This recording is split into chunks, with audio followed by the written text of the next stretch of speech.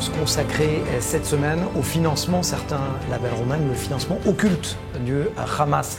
Pour commencer cette émission, bonsoir Hossein Nicol. Bonsoir Mathias. Londres, base arrière du financement du terrorisme du Hamas, ça semble fou, mais c'est pourtant une réalité.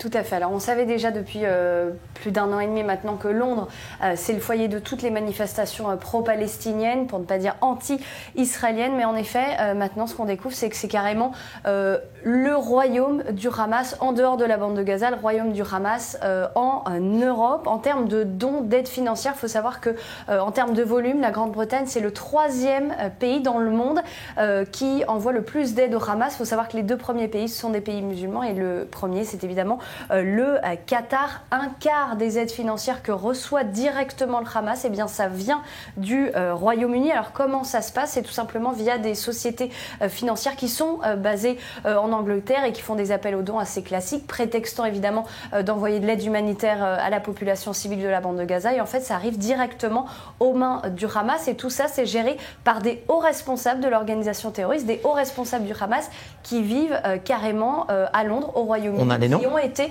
naturalisés. Alors on va donner plusieurs exemples. Il y a par exemple Majed Al-Zeher, c'est le responsable du Hamas sur la scène européenne. Attention, alors lui il est né à Bethléem et il s'est installé en Grande-Bretagne il y a quelques années. Il a été naturalisé, il a donc un passeport européen, et c'est le directeur du centre du retour palestinien à Londres. Il est carrément dépendant du Hamas. On le voit ouvertement sur les scènes de ces manifestations pro-palestiniennes, appelant carrément en plein milieu des rues de Londres à la destruction de l'État d'Israël. Autre exemple, cette fois, Zahir Biraoui, c'est le chef du Hamas en Grande-Bretagne. Ils ont carrément des noms, des titres. Oui. Il est né à Naplouse, il est parti étudier en Grande-Bretagne, et lui, pareil, il s'occupe d'organiser cette fois ces manifestations pro-palestiniennes, certaines même pro-Hamas dans les rues, et tout ça, eh bien, encore une fois, dans les rues de Londres, aux yeux de tout le monde, où ces personnes eh bien, appellent carrément à la destruction d'Israël. Et on parle de hauts responsables dont certains sont qualifiés de terroristes par les États-Unis, par exemple. Merci. Je reste sans voix, en fait. Merci Hossein Nicol. Je vous ai vu réagir. C'est mon premier invité, Ozi Chaya, ancien agent du Shin Bet, du Shabak et du Mossad, ancien cadre de l'unité Harpoun du Mossad qui luttait contre le financement du terrorisme. J'ai l'impression que vous connaissez ces visages. Est-ce que je me trompe? Je connais ces visages. Il n'y a rien de nouveau. Ça a commencé et c'est existé avant le 7 octobre. Majed Al-Zeher est aujourd'hui en Allemagne et pas à Londres. Biraoui, je ne sais pas si vous l'avez vu, il y a une série documentaire extraordinaire qui s'appelle Ashtoula, l'implanté, dont il était la star. Donc la Dawa, toute cette infrastructure soi-disant civile, est basée en Europe, en Turquie, en Extrême-Orient, la Malaisie, l'Afrique du Sud. Cette infrastructure n'est pas du tout traitée. Moi, ce qui me gêne, c'est qu'on peut critiquer d'ici d'Israël l'Europe. Mais que fait Israël?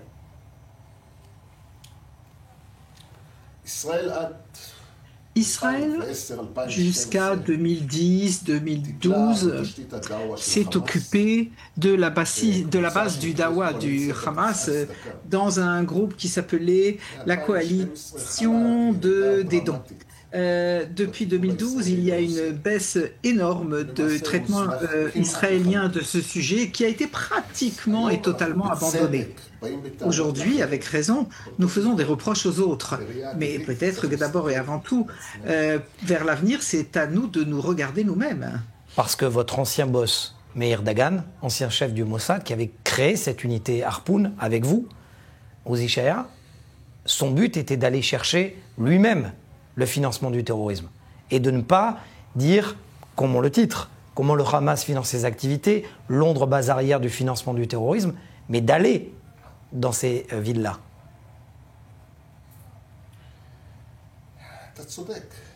Vous avez raison. C'est pour ça que je n'ai pas donné d'interview pendant toute la guerre. J'ai essayé de ne pas parler de ces sujets. Mais je pense que l'un des échecs les plus essentiels de l'État d'Israël, au-delà des échecs du renseignement militaire et autres, ça a été l'échec du traitement de l'argent du Hamas. L'État d'Israël a totalement échoué dans le traitement de l'argent du Hamas. Et si nous regardons vers l'avant tout ce qui concerne la construction de la capacité du Hamas vers l'avenir, si on ne se réveille pas pour comprendre qu'avec toute la force militaire que nous utilisons contre le Hamas, si nous ne créons pas une capacité efficace et réellement efficace pour traiter de l'argent du Hamas et toute son infrastructure civile, pas seulement militaire, eh bien on aura à nouveau échoué. Alors justement, restez avec nous, Uzi Shaya, parce que nous sommes intéressés à savoir aussi comment le Hamas est enrichi, écoutez bien, avec l'aide humanitaire. Regardez ce sujet, on en parle juste après. Le document date de novembre 2022. 49 pages dans lesquelles le gouvernement britannique présente et détaille son plan de financement destiné au territoire palestinien qui a été approuvé par Londres un an plus tôt, le 9 novembre 2021. Plusieurs ONG sont citées, des organismes qui, selon le document, doivent directement recevoir les aides financières envoyées par le Royaume-Uni. Parmi ces organismes, l'UNICEF, l'agence de l'ONU destinée aux enfants. Pour faciliter ses actions sur le terrain, l'UNICEF est en lien et a même créé un partenariat avec le ministère du Développement social de Gaza, un ministère dirigé de facto par le Hamas. Dans son document, le Royaume-Uni indique que ces aides peuvent donc atterrir dans les mains de l'organisation terroriste. Le volet d'aide financière sera mis en œuvre en coordination avec le ministère du Développement social de Gaza, qui est affilié aux autorités de facto. Les aides britanniques peuvent donc être directement ou indirectement associées au soutien de l'autorité de facto, le Hamas à Gaza, qui fait partie d'un groupe interdit.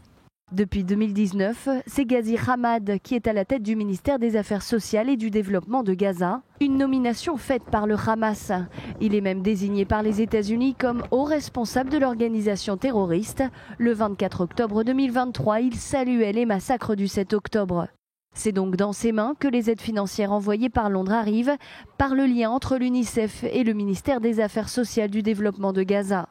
Malgré ces preuves affligeantes, le Royaume-Uni réfute ces allégations, rappelant que le Hamas est une organisation terroriste. Nous rejetons catégoriquement ces allégations. Le Royaume-Uni ne finance pas les agences dirigées par le Hamas à Gaza.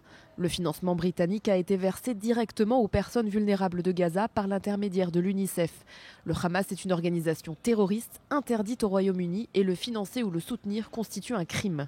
Une nouvelle preuve que les aides financières des pays européens sont détournées par le Hamas et n'arrivent pas dans les mains des bons destinataires, à savoir la population civile de Gaza. Uzi Shaya, la Grande-Bretagne a raison d'infirmer ces propos, ou alors c'est une réalité, elle est immuable?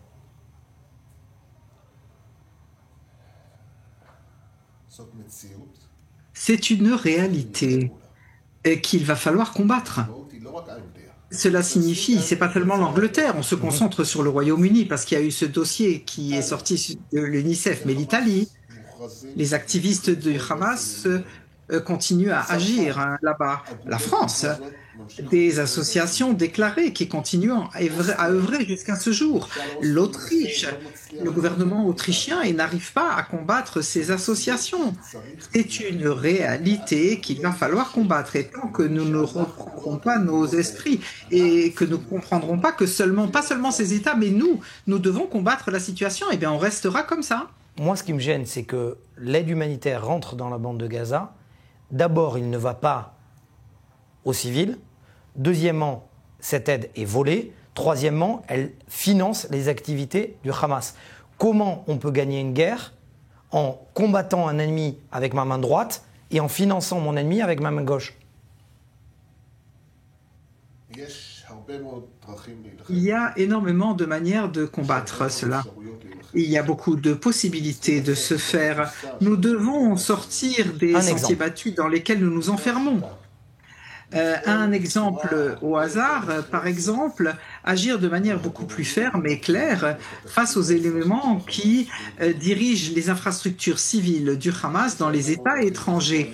Il y a beaucoup de manières d'œuvrer de cette manière. Par exemple, nous connaissons ces personnes, nous connaissons la manière dont l'argent est transféré et nous savons nous en occuper. On l'a fait dans le passé.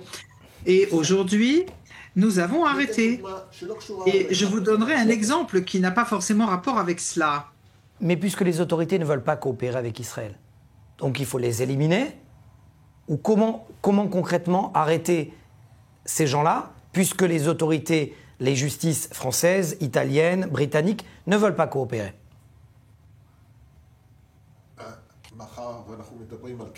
Puisque nous parlons d'argent, en fin de compte, tout tourne autour de l'argent. Il y a des moyens, sans accord des dirigeants de ces pays, de s'occuper de l'argent.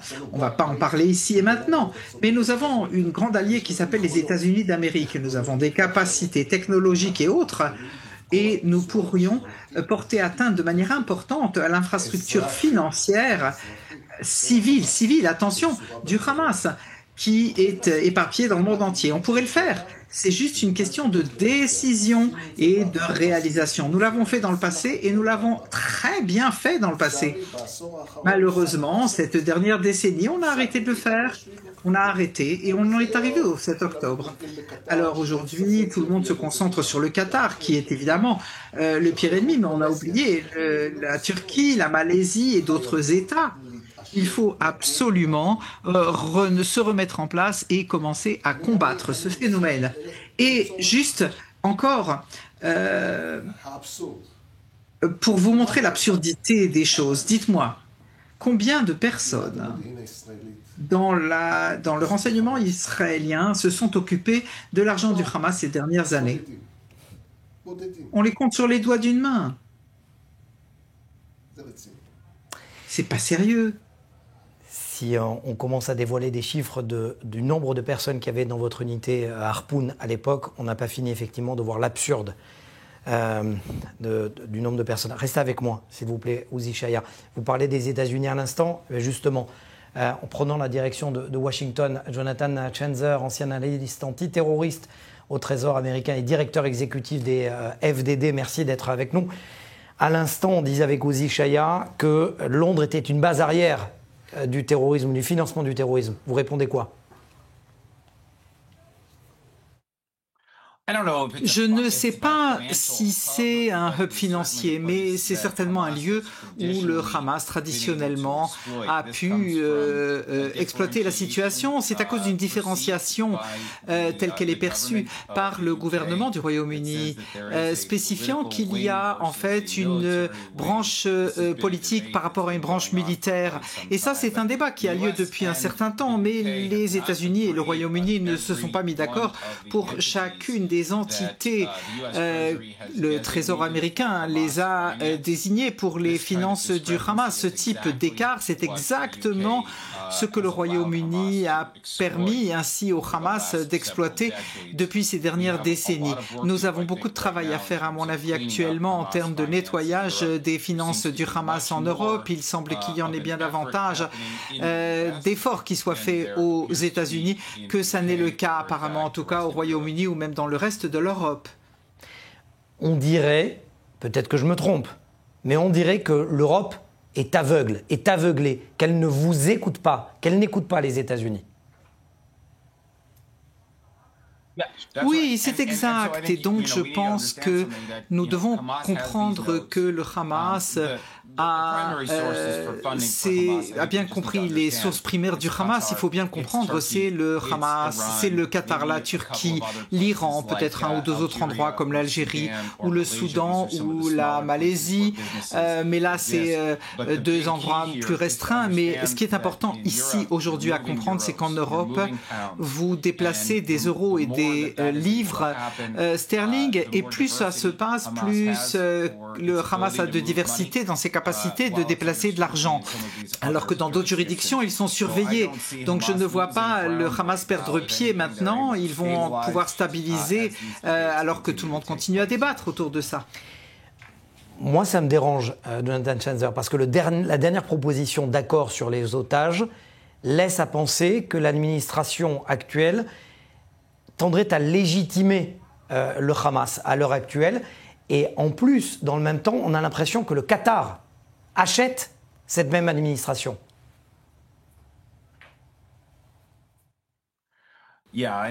Oui, alors je pense là que c'est la vraie préoccupation, en tout cas pour moi. Nous voyons les Qataris avec une influence offensive. On continue à voir qu'ils ont une influence auprès de l'administration et des officiels, des gens avec qui ils ont travaillé légalement avant que ces personnes soient rentrées en fonction. C'est des partenaires d'affaires où les Qataris les ont loués pour être des agents enregistrés. Bref, on voit énormément d'influence du régime qatari. Et c'est un des problèmes. Le deuxième, évidemment, c'est des sommes folles d'investissement de richesses qatari qui arrivent aux États-Unis, mais aussi dans certaines parties de l'Europe. On en arrive ici et cela dure depuis 20 ans maintenant, même peut-être 30 ans. On revient aux années 90 lorsque le Qatar est devenu un exportateur d'énergie.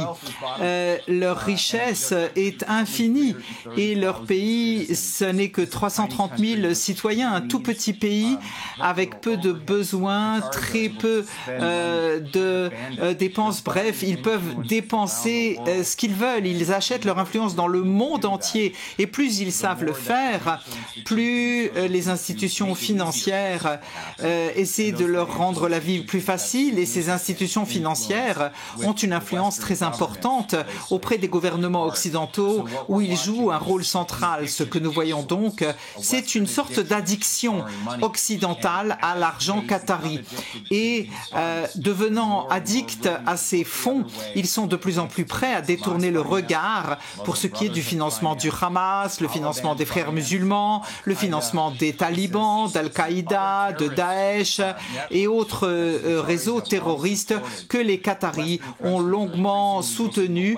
On détourne les yeux chez les dirigeants parce qu'ils sont plus intéressés dans l'argent qui rentre. C'est de l'argent facile pour eux tant qu'ils sont prêts à ignorer les crimes des Qataris. Ça sera ma dernière question. En attendant, il y a un négociateur qui est un businessman, qui n'aime pas les sanctions, visiblement, et dans le même temps, le Hamas continue à s'enrichir. Si vous étiez en position, toujours en poste, au Trésor américain, vous suggéreriez quoi?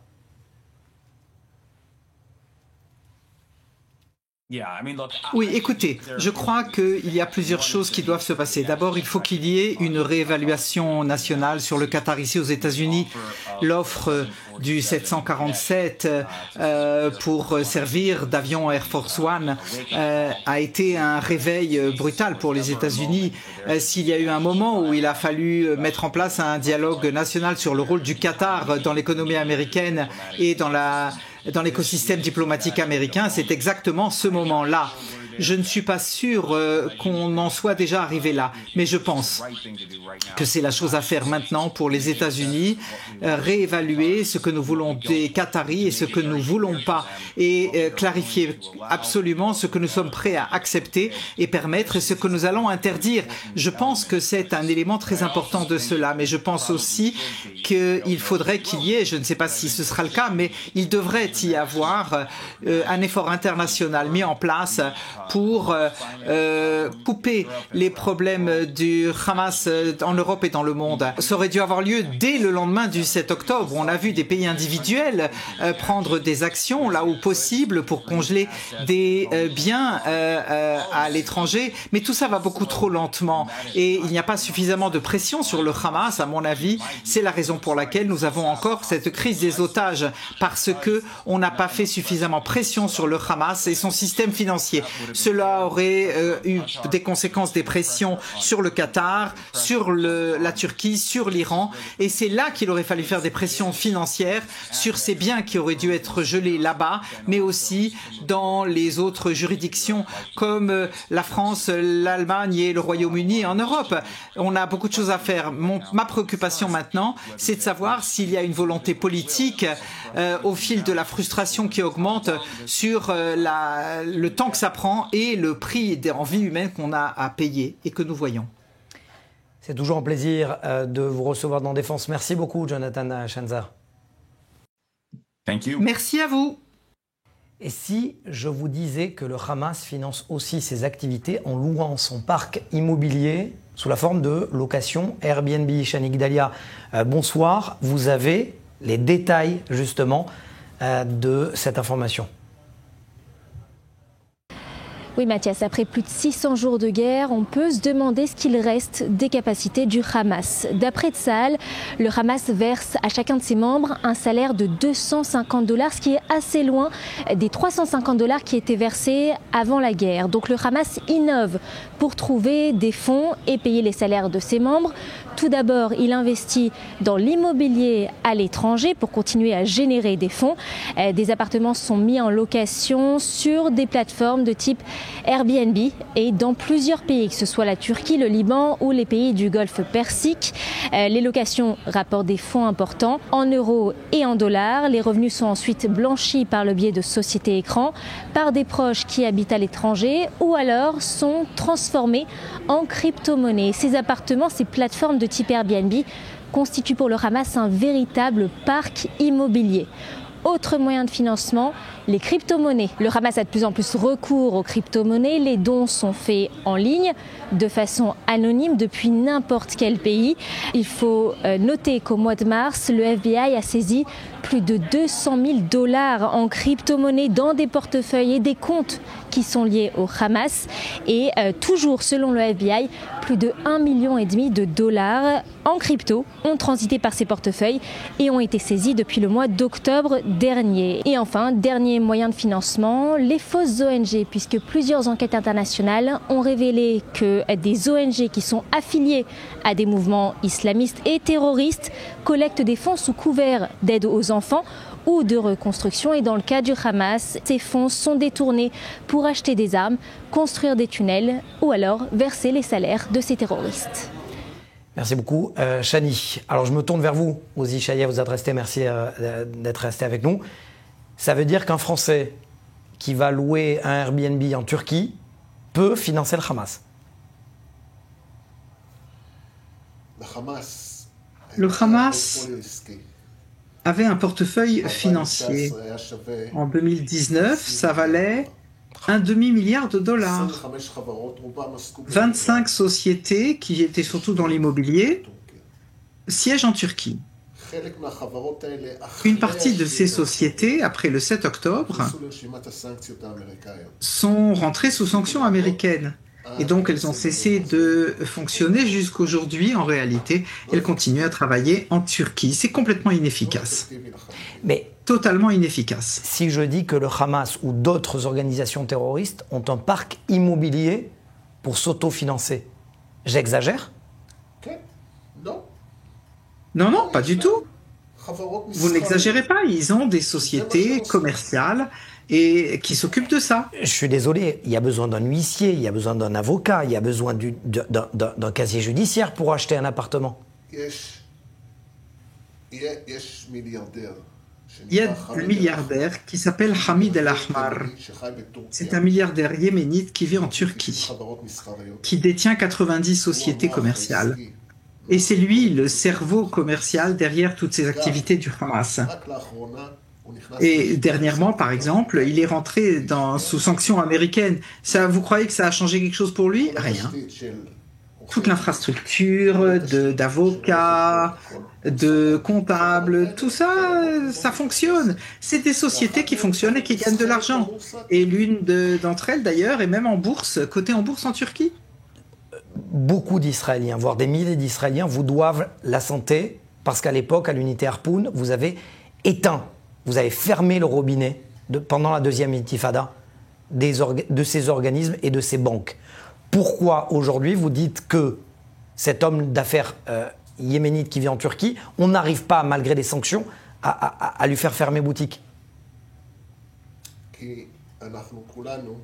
Parce que tous, on s'est habitué à une méthode où on court avec nos alliés américains, on leur présente les présentations et on se dit ils vont faire le boulot sur le plan financier.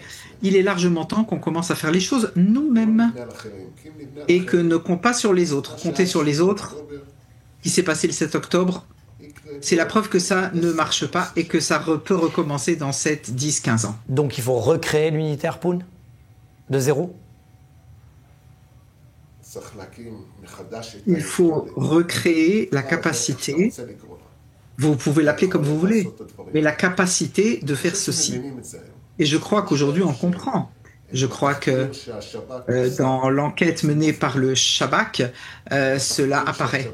Et dans l'enquête qui a été faite, il apparaît qu'ils ont commencé un processus de remise en place de cette capacité, mais ça prendra du temps. J'espère que ça va réussir. Pour notre avenir, nous ne parlons pas des capacités militaires.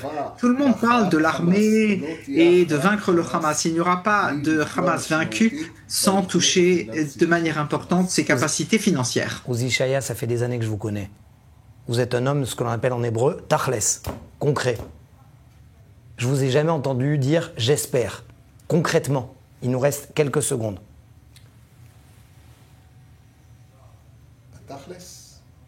Tachles, concrètement, se remettre en selle, recréer les unités et commencer à attaquer, comme nous savons le faire, les objectifs du Hamas. Donc la décision est politique. Eh oui, comme tout dans la vie. Voilà, si le Premier ministre Benjamin Netanyahou, le ministre des Finances Bezalel Smotrich nous écoute, voilà ce que vous avez à faire pour lutter contre le financement du terrorisme. Merci Uzi Shaya d'avoir été avec nous, c'est toujours un plaisir. Merci Océane également, merci à vous puisque vous avez lancé le débat, notamment sur le financement du Hamas en Grande-Bretagne. Voilà, c'est la fin de cette édition, merci d'avoir suivi et on se retrouve très vite sur i24 News.